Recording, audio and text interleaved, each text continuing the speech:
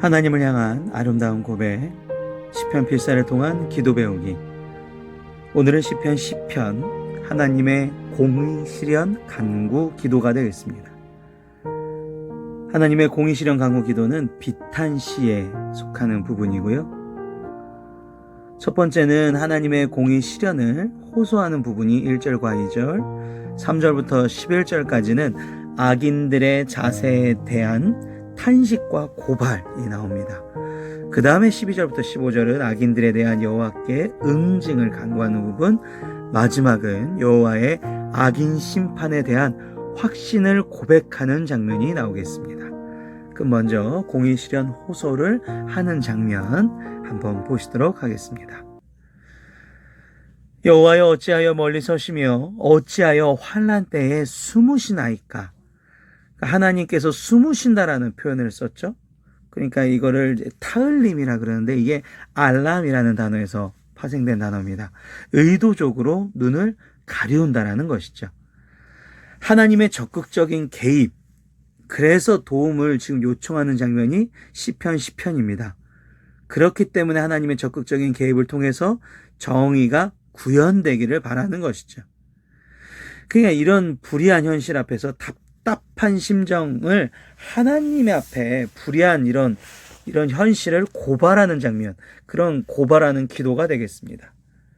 자, 2절입니다. 악한 자가 교만하여 가련한 자를 심히 압박하오니 그들이 자기가 베푼 꾀에 빠지게 하소서. 악한 자라는 것은 라사으라 그래서 하나님에 대한 경건함이 결연된 자, 이것이 없는 자, 교만하여 가련한 자를 심히 이 사람들이 압박을 한다는 거죠. 자, 그럼 2절부터는 이런 악인들에 대해서 나오는데 첫 번째 3절부터 6절까지는 여호와에 대한 악인의 제사가 나오고요. 그 다음에는 뒤에 의로운 자를 향한 악인의 제사가 나옵니다. 이런 양쪽의 자세를 보시면서 악인들을 분별하시도록 하겠습니다. 악인은 그의 마음의 욕심을 자랑하며 탐욕을 부리는 자는 여호와를 배반하여 멸시하느니라. 그의 마음의 욕심이라는 타이틀로 악인들의 자세를 대표적으로 잡았습니다. 그의 마음의 욕심이라는 것은 타와트 와프쇼라는 원어 뜻을 가지고 있는데 이것이 뭐냐면 영혼 가장 깊은 곳에 자리 잡은 욕망을 뜻합니다. 이 타와트 와프쇼가 사람 누구나 있죠. 우리가 원죄에 속해 있는 사람이기 때문에 불의한 존재이기 때문에 누구나 타와트 와프쇼가 있습니다. 영혼 가장 깊은 곳에 자리 잡은 욕망. 이것을 우리는 어떻게 성화로서 성령님께서 가득가득 우리에게 함께 충만해 주시면 이것이 드러날 일이 없는데 이게 없는 사람은 성령 충만하지가 않은 사람은 매일매일 주님의 뜻으로 살아가지 않는 사람은 이 타와트 와프쇼가 항상 작동이 되는 것이죠. 이게 이제 우리나라 말로는 자기가 원하고자 되고자 하는 일을 위하여 불의한 계획과 행동을 취하는 일을 뜻합니다. 그 마음의 욕심을 자기는 막 자랑한다는 거예요. 그리고 이것을 막 탐욕을 더 키우죠. 그런 사람들은 하나님의 시선을 무시하게 된다는 것입니다. 이게 주제적인 문구가 되겠습니다. 3절. 악인은 그의 교만한 얼굴로 말하기를 여호와께서 이를 감찰하지 아니하신다 하며 그의 모든 사상에 하나님이 없다 하느니라. 하나님을 찾지도 않아요. 그리고 그의 모든 사상에 하나님이 없기 때문에 이 타와트 와프쇼가 항상 작동이 되는 것이죠. 5절. 그의 길은 언제든지 견고하고 주의 심판은 높아서 그에게 미치지 못하오니 그는 그의 모든 대적들을 멸시하며 악인들이 살아가는 길이 형통한 길처럼 보일 수 있습니다. 그리고 그들도 그렇게 여겨요. 잘 되고 있지 않느냐? 내 힘과 내 힘으로, 내 영향력으로. 하나님의 심판? 난 하나님 믿지도 않는데 심판이 어디 있느냐? 그냥 자유롭게 내 마음대로 하는 거죠. 타와트 와프쇼가 그냥 충분하게 작동될 수 있게끔 하는 거예요. 그런데 우리는 아시겠지만 충분하지 않습니다. 우리는 충분한 존재가 아니라는 것이죠. 이 세상을 살아갈 때 충분한 존재가 아니기 때문에 힘이 너무나 듭니다. 아무리 뭔가 잘 되는 사람 같이 보이지만 그 사람이 순간순간 힘든 일들이 터져나올 때가 있어요. 충분하지 않다라는 것입니다. 그의 마음에 이르기를 나는 흔들리지 아니하며 대대로 환난에 당하지 아니하리라. 이런 오만함을 가지고 있으니까, 그들이 완악함을 가지고 있으니까 다윗이 하나님 앞에 고발하는 장면이 나옵니다. 그의 입에는 저주, 거짓, 포악, 그의 혀 밑에라는 것은 이 사람이 은밀하게 행하는 이런 뜻도 되겠죠. 잔해, 죄악, 의로운 자들을 향한 악인의 자세의 고발. 이게 7절부터가 시작인데 이 사람들은 그의 언어를 통해서 이게 드러난다는 것입니다. 여기서 의로운 자들이라는 것은 하나님의 뜻을 따라 사는 자들이 되겠습니다. 8절 그가 마을 구석진 곳에 앉으며 그의 은밀한 곳에서 무죄한 자를 죽이며 그의 눈은 가련한 자를 엿보나이다. 그러니까 악인들은 뭔가 매복하고 있다 그래요. 그러니까 이 의로운 자들이 실수하기를 기다려요. 의로운 자들이 덫에 걸리기를 기다린다는 것이죠. 그러면 그 은밀한 곳에서 무죄한 자를 죽이며, 그러니까 이런 일들이 이 사람한테는 당연한 거예요.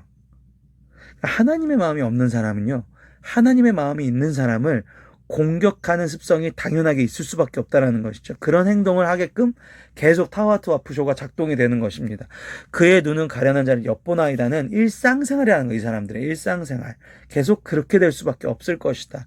사자가 자기의 굴에 엎드린 같이 그가 은밀한 곳에 엎드려 가련한 자를 잡으려고 기다리며 자기 그물을 끌어당겨 가련한 자를 잡나이다. 그가 여기서 굽으려는 뭐냐면요, 잠복하기 위해서 몸을 구부린 상태예요. 그러니까 드러나지 않습니다. 악인이 잘. 의인이 실수할 때까지는 악인이 잘 드러나지가 않아요. 진짜 착한 사람 같아요. 몰라요. 그런데 그의 포악으로 말미암아 가련한 자들이 넘어지나이다. 하지만 의인들이 실수하기 시작하고 의인들이 뭔가 자기 쪽에서 오는 게 느껴지면, 자기 덫에 걸리는 게 느껴지면 그때부터 악인이 드러나게 되는 것이죠. 그가 그의 마음에 이르기를 하나님이 지셨고 그의 얼굴을 가리셨으니 영원히 보지 아니하시리라 나이다. 악인들이 얼마나 교만하냐면 하나님이 없다, 내 힘으로 충분하다라는 이 생각이 나를 지배하고 그 지배하는 순간부터 타와투아프쇼 내 안에 있었던 그 욕망이 막 분출되어 나올 때부터 이상하게 하나님 믿는 사람들이 너무나 싫고 하나님 뜻대로 하는 사람들이 뭔가 잘못됐으면 좋겠고 이런 마음밖에 안 든다는 거예요. 그런 사람들한테 신기하게 복음을 전하기 시작하면 막 극단적으로 발버둥을 치고 싫어하고 그렇게 됩니다. 그러니까 이게 너무 무서운 일인 거죠. 그럼 어떻게 해야 될까? 악인들을 하나님 앞에 맡겨야 되는 거죠. 그러니까 우리가 중요한 것은 우리 가족 중에 그럴 수도 있잖아요. 그리고 내가 가까이 하는 사람 중에 그럴 수도 있어요. 그런데 내가 가서 막 어떻게 하려고 그러고 막 한다 해도 이 사람들은 극단적으로 거부 반응을 보일 수밖에 없다라는 것입니다. 그러면 어떻게 해야 될까요?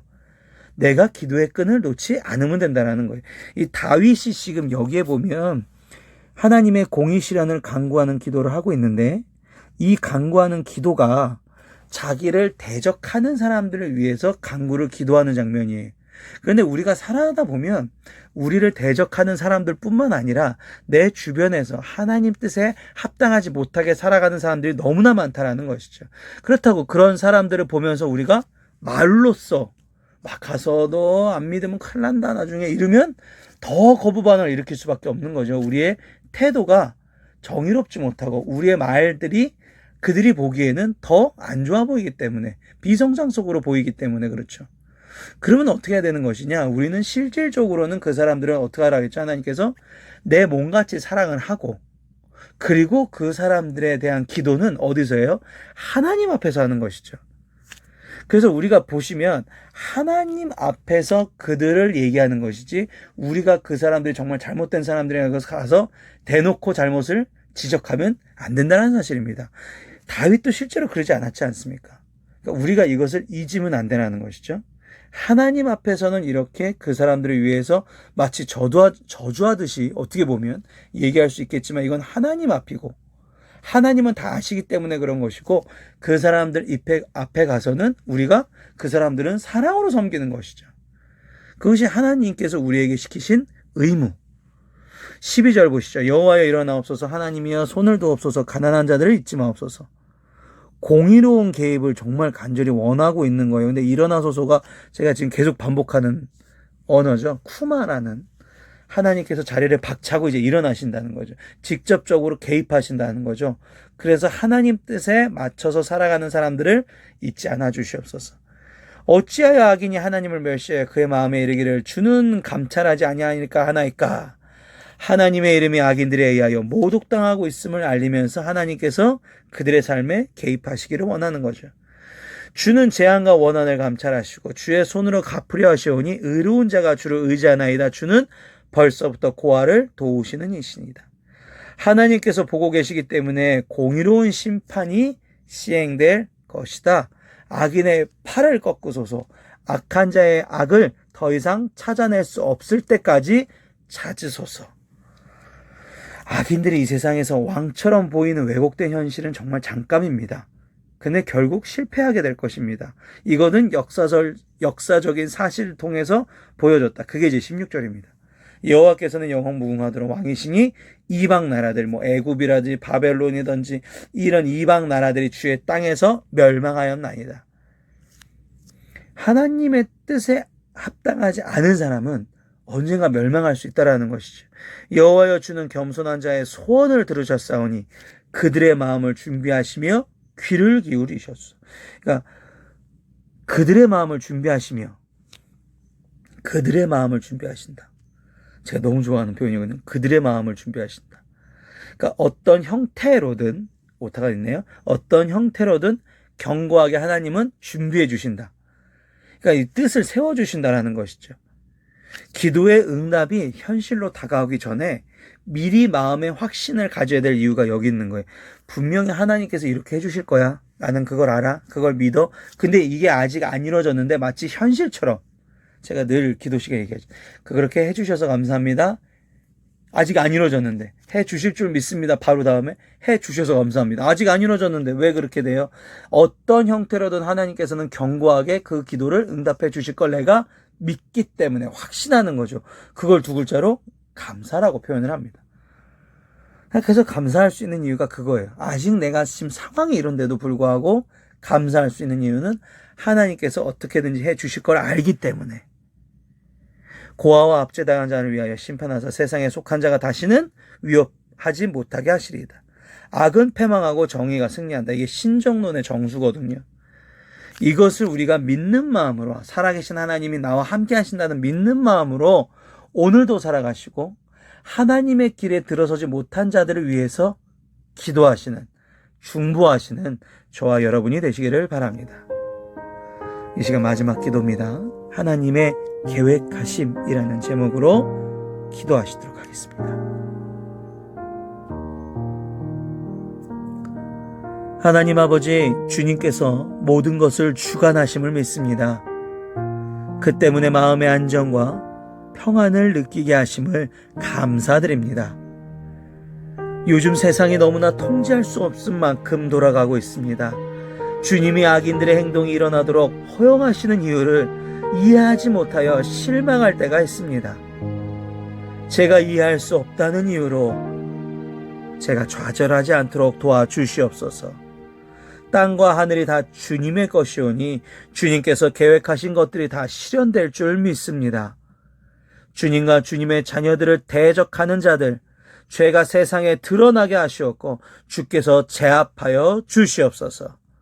모든 죄와 슬픔을 제거하여 주셔서 하나님의 완전하고 영원한 나라를 이 땅 가운데 세워 주실 줄 믿사오며 사랑과 은혜가 충만하신 예수님의 이름으로 기드렸사옵나이다. 아멘.